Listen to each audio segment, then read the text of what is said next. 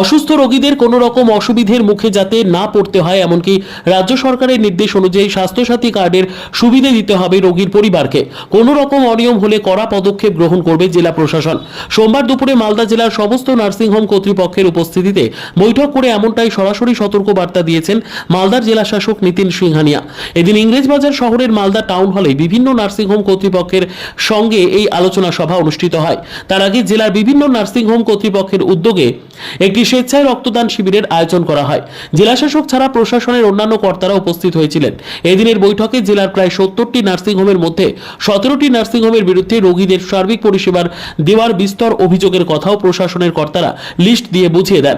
জেলা শাসক নিতিন সিংহানিয়া জানিয়েছেন, জেলার সমস্ত নার্সিংহোম কর্তৃপক্ষের সঙ্গে দিন এক প্রকার রিভিউ বৈঠক করা হয়েছে। তার সঙ্গে ডায়াগনস্টিক সেন্টারগুলিরও কর্মকর্তারাও ছিলেন। কোনো ক্ষেত্রে চিকিৎসা পরিষেবার জন্য রোগী ও তাদের পরিবারের যাতে হেনস্থা বা অসুবিধার মধ্যে পড়তে না হয় সেই ব্যাপারে পরিষ্কারভাবে জানিয়ে দেওয়া হয়েছে। এছাড়াও রাজ্য সরকারের নির্দেশ অনুযায়ী স্বাস্থ্যসাথী কার্ডের সুবিধাও নার্সিংহোম কর্তৃপক্ষগুলিকে দিতে হবে। ইতিমধ্যে বিভিন্ন অভিযোগের পরিপ্রেক্ষিতে অনিয়মভাবে চলা বেশ কিছু নার্সিংহোমের বিরুদ্ধে অভিযান চালিয়ে প্রয়োজনীয় পদক্ষেপ গ্রহণ করা হয়েছে। এই ধরনের অনিয়মের অভিযোগ আসলে আইনগতভাবে কড়া ব্যবস্থা নেওয়া হবে। মালদা নার্সিংহোমের এক কর্মকর্তা চয়ন মাইতি জানিয়েছেন, বিভিন্ন নার্সিংহোম কর্তৃপক্ষগুলি প্রশাসন ও স্বাস্থ্য দপ্তরের গাইডলাইন মেনে কাজ করছেন।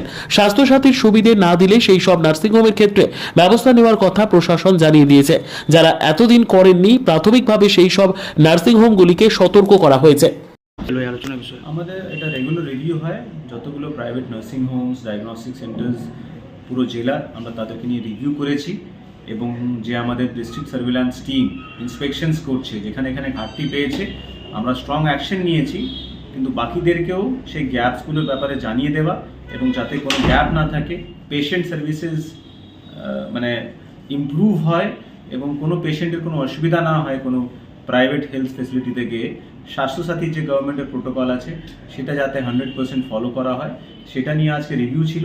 কিছু নার্সিংহোমসকে ওয়ার্নিং দেওয়া হয়েছে, সময় দেওয়া হয়েছে, যদি ওরা কমপ্লায়েন্স না করে আমরা কিন্তু স্ট্রিক্ট অ্যাকশন নিই। অনেক সময় বেনিয়মের অভিযোগ দেখা যায়, সেক্ষেত্রে কি ব্যবস্থা নেওয়া? আমরা অনেকগুলো আমরা রেগুলার ইন্সপেকশনস করছি এবং যেখানে এখানে বেনিয়ম দেখছি ফাইন্স থেকে শুরু করে সিই লাইসেন্স ক্যান্সেল করা, সাসপেন্ড করা, সবগুলো অ্যাকশনে নেওয়া হচ্ছে।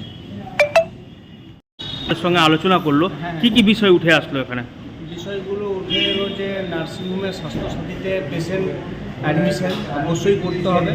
কিছু কিছু নার্সিংহোমকে পেয়েছেন যারা অ্যাডমিশন করেননি, ওনাদেরকে সতর্ক করা হলো এবং স্বাস্থ্যসাথী অনুযায়ী যে গাইডলাইন ডাক্তারদের ভিজিট থেকে ওটি হওয়ার পরে সেই গাইডলাইনগুলো মেনে চলা, এইসব বিষয়ে আলোচনা করলেন এবং সতর্ক করলেন। অনেক সময় দেখা যায় নার্সিংহোমের বিরুদ্ধে বেনিয়মের অভিযোগ, সেই ক্ষেত্রেও কি সতর্ক করা হলো আপনাদের? হ্যাঁ, সেই বিষয়েও সতর্ক করা হলো। যারা স্বাস্থ্যসাথী বাদেও এক্সট্রা কিছু টাকা পয়সা বা রিফিউজ করা পেশেন্ট, সেই সব বিষয়েও উনি সতর্ক করলেন। আপনার নাম? আমার নাম Chayan Maiti, angel nursing. Bureau report, news for Bengal. This channel does not promote or encourage any illegal activities. All contents provided by this channel is meant for educational purpose only.